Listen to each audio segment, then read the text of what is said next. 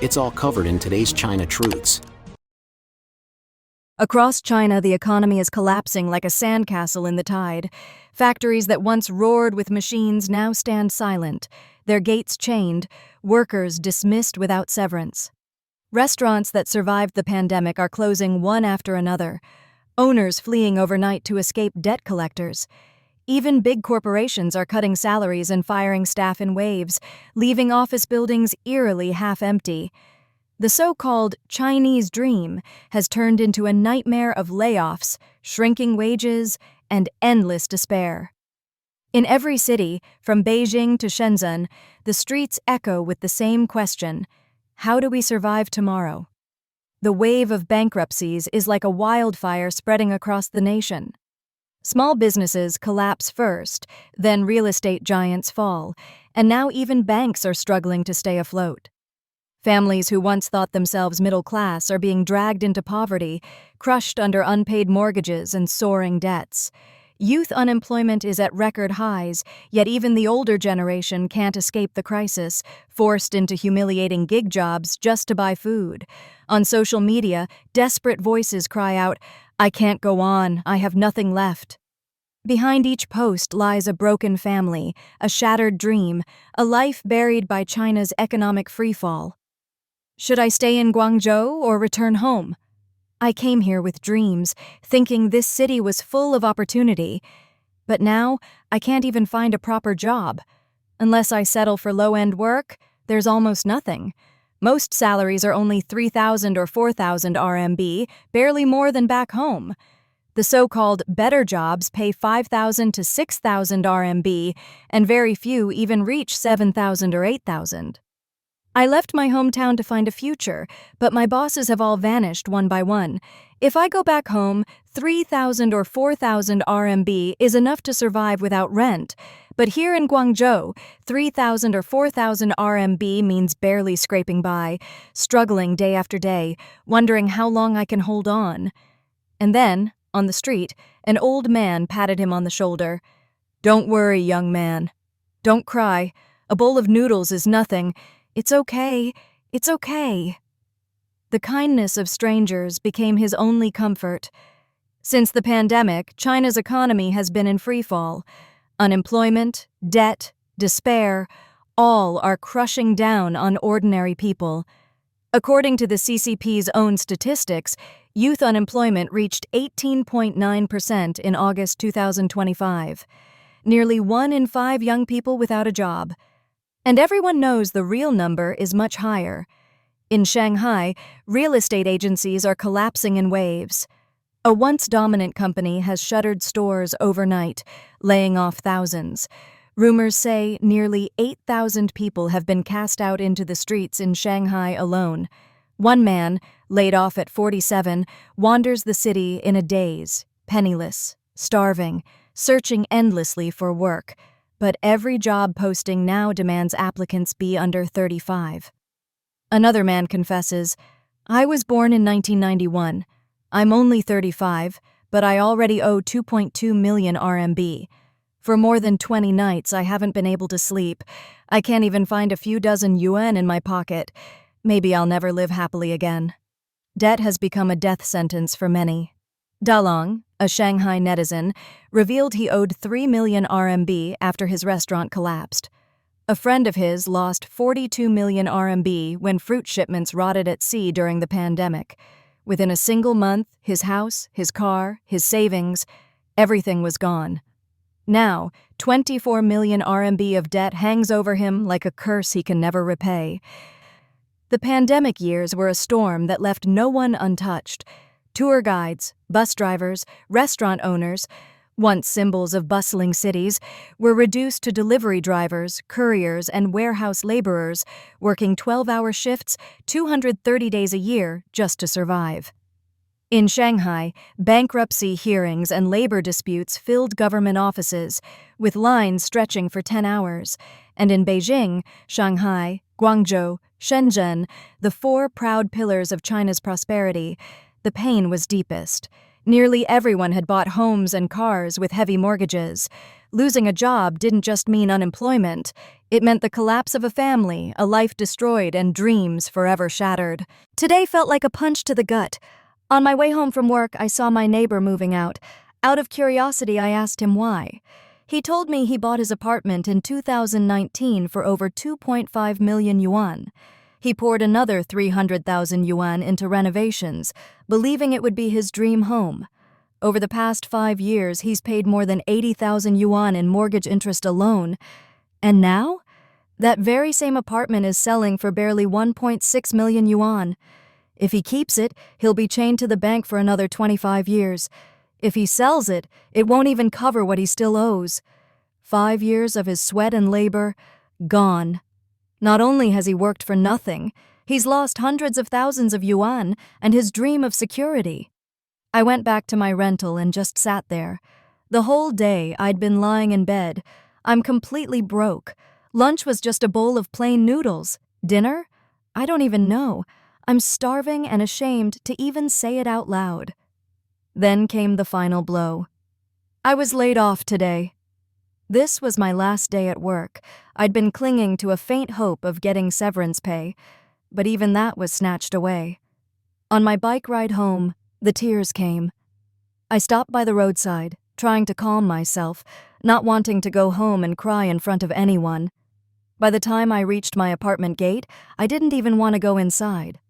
I waited outside in the dark for Brother Jie to come back, because I couldn't face my own emptiness. Later that evening, I wandered to Sonya's once famous underground shopping street. It used to be a dazzling maze of shops, packed shoulder to shoulder with tourists and influencers. Now it's a graveyard of closed shutters and flickering neon signs. Only a few small clothing shops remain at the entrance, clinging to life. The rest are empty, echoing. This internet-famous hotspot that once symbolized opportunity now looks like a warning. Nothing lasts forever. How much longer can it survive? And I thought of all the invisible people like me.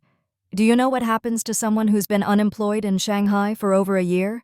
16 months, 492 job applications, 0 interview calls.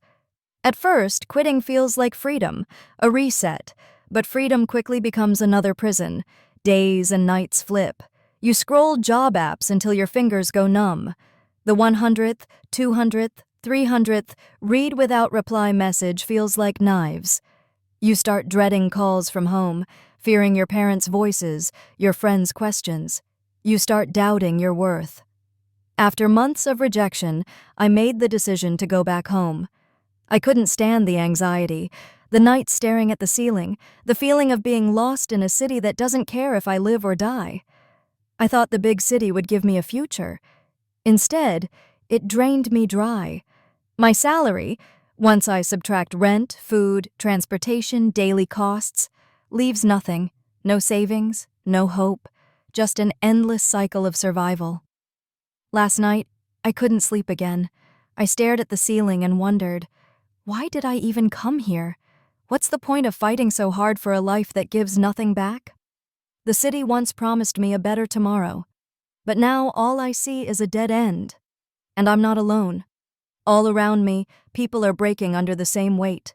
Debt, layoffs, falling property prices, dreams that crumble like dust in their hands. We all came here to rise. Now we're all just trying to keep from sinking.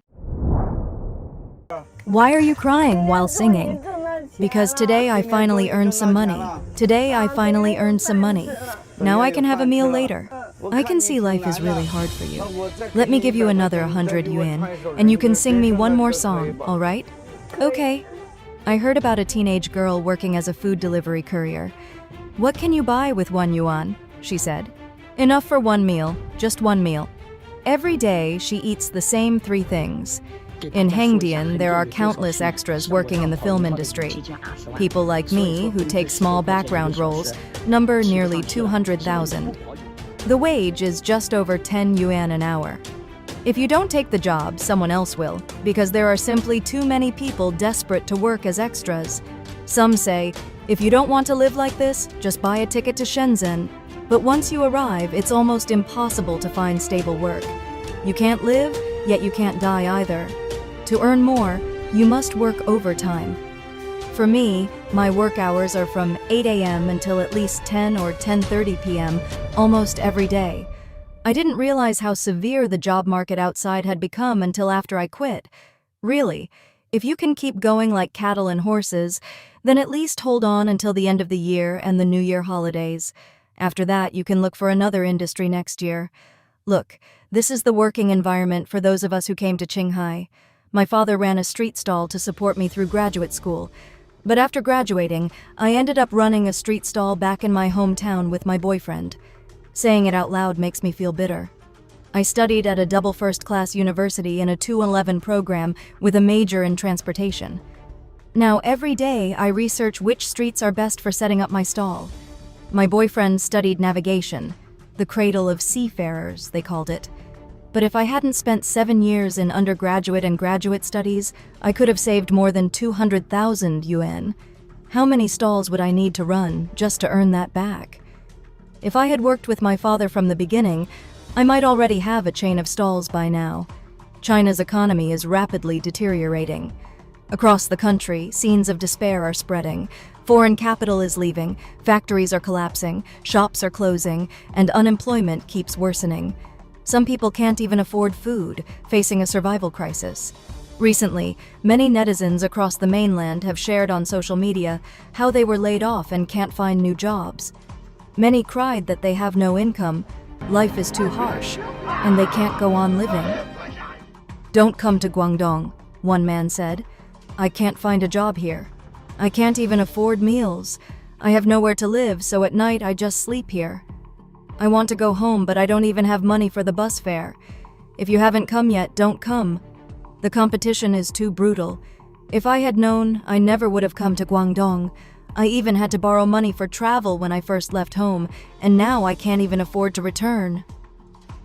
I want to go home. But what should I do if I don't even have money for the bus fare? It's really hard to make money now. Just this morning, I went to buy some breakfast from a fellow townsman who runs a stall. He must be about 70. He said business is bad and kept complaining to me. I told him, "Your business was pretty good last year and the year before.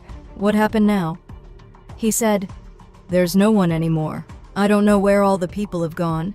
Is this really the new normal?" With his back hunched, he spoke to me while still working with his hands. Just listening to him was heartbreaking. Many people now can hardly afford to eat. Do you believe that? Don't think I'm just saying this. I have a restaurant client on WeChat. I checked his transaction records and found something shocking. In 2021 and 2023, everyone paid with WeChat Pay or Alipay. But in 2024, credit card payments were 8 times higher than before. This boss runs a restaurant near an office building, so his data is quite representative. What does this show? It shows that people don't even have money for meals anymore. They are borrowing just to eat. Back in 1972, when people went to a restaurant, they would wave their hands and say, "Boss, bring 4 dishes and a soup." But now, when people enter a restaurant, it's just, "Boss, 1 rice bowl with toppings." If people can barely afford to eat, then apart from the government handing out money, I really can't think of any quick way to restore consumer spending. In our small county, 14,000 people came to compete for government jobs. Only 191 posts in total, but 14,000 applicants. Every hotel and inn in town, big or small, was fully booked. This little broken county had probably never seen such a prosperous scene before. Today, I happened to drive past several exam sites. My God, I heard accents from all over the country. Some I had never even heard before, all kinds of strange dialects. I said to myself, I've traveled across China, but here in our tiny northern county, you can hear accents from everywhere. Please share your thoughts in the comments section below. We will keep reporting on the COVID surge in China, so don't forget to subscribe to our channel and turn on the notification bell to get the latest videos. And thank you for tuning in.